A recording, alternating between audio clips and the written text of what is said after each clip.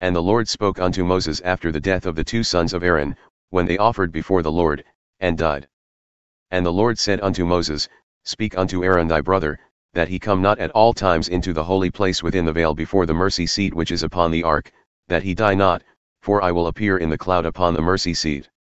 Thus shall Aaron come into the holy place, with a young bullock for a sin offering and a ram for a burnt offering.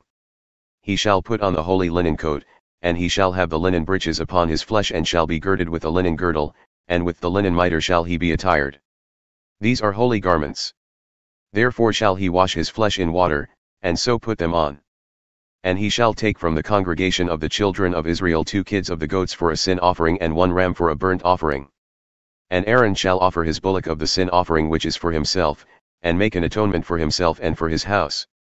And he shall take the 2 goats and present them before the Lord at the door of the tabernacle of the congregation. And Aaron shall cast lots upon the 2 goats, 1 lot for the Lord and the other lot for the scapegoat. And Aaron shall bring the goat upon which the Lord's lot fell, and offer him for a sin offering.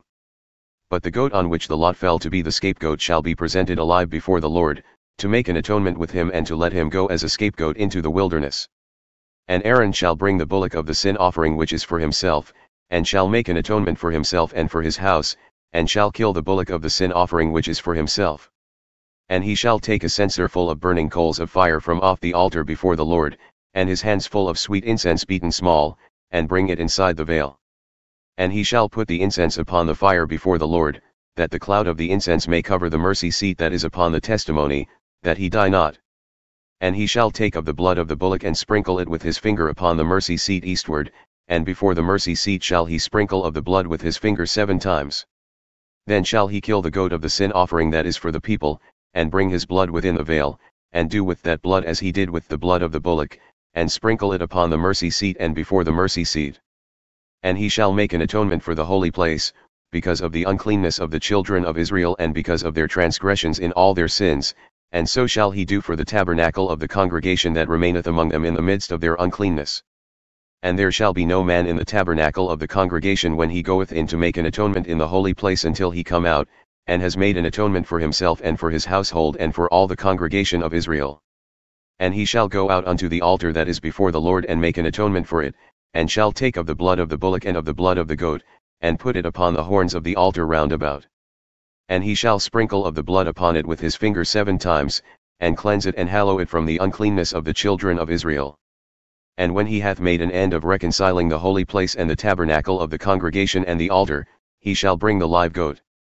And Aaron shall lay both his hands upon the head of the live goat, and confess over him all the iniquities of the children of Israel and all their transgressions in all their sins, putting them upon the head of the goat, and shall send him away by the hand of a fit man into the wilderness.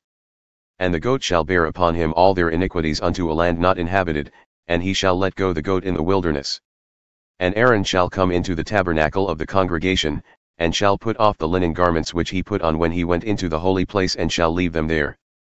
And he shall wash his flesh with water in the holy place and put on his garments, and come forth and offer his burnt offering and the burnt offering of the people, and make an atonement for himself and for the people.